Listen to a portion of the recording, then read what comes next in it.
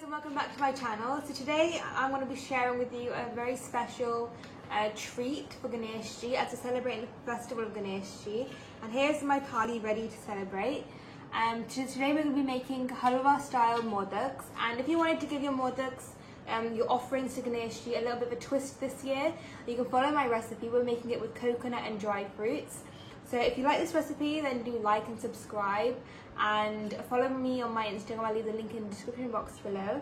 And I hope this year Ganeshji brings you a lot of health, happiness and wisdom. And let's get started with the recipe. So first of all, we're going to be adding half a bowl of butter.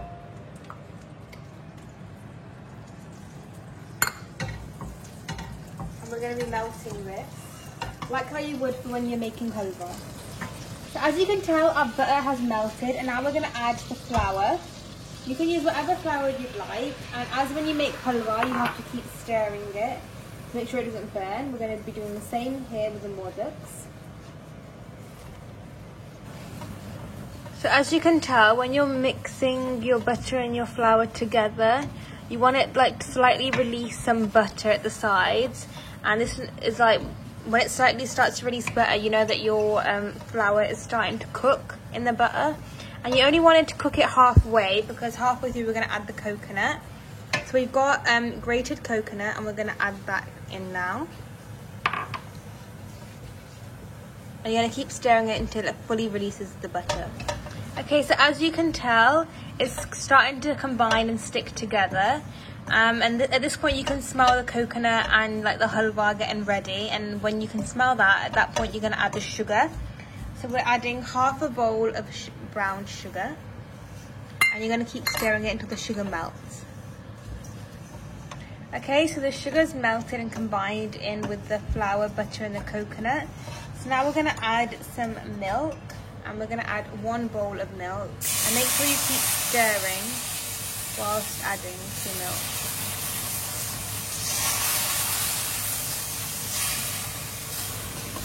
Okay, so we added a little bit more milk in just to make sure that we get a combined texture, because when we want to shape and mould the modaks, you want it to stick together rather than crumble. So we added a little bit more milk. You can decide how much you want to add depending on how your mixture looks. But this is how our mixture looks at the moment, and we're going to continue to stir it until it fully cooks and we can really smell it. So we're just going to let this cool down, and it's fully ready now. We're going to transfer it into a different container, and once it's cooled down, we're going to give it the shapes of the modaks. Okay, so our modaks have cooled down now, and they're ready to shape and stuff. So you're just going to grab a little bit of our dough, and you're going to flatten it out a little bit and add a little bit of our dry fruit stuffing. We used almonds, sorghum, so raisins, and some other mixed nuts. And you want it to just bring it all together so you have a pointy top.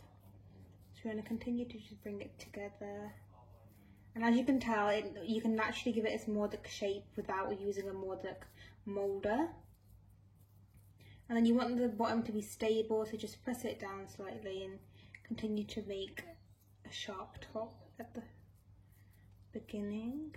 And keep rolling it with your hands, because then it makes it quite round. So as you can tell, we've given it a modak shape. And these are quite cute and quite authentic, because we're not using anything else other than our hands. And it makes you bring more love into these modaks as your offerings to Ganeshji. And we're using the end of a spoon to make our little textured modaks. So I'm just slightly pressing it the sides of our modak to create a pattern, and it makes it more appealing and a little bit more decorative. And yeah, these are our modaks. So you can continue to make it out of the rest of our batter.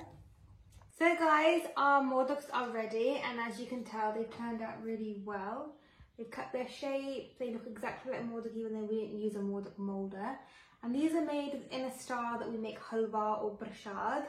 And so this is our offering to Ganeshji for the festival of Ganeshji. And I hope you enjoyed this recipe and you try out making this offering this festival and you enjoy it, your family enjoy it. And if you like this recipe, then do subscribe and like. And yeah, I hope you enjoy this festival and I hope you enjoyed my video.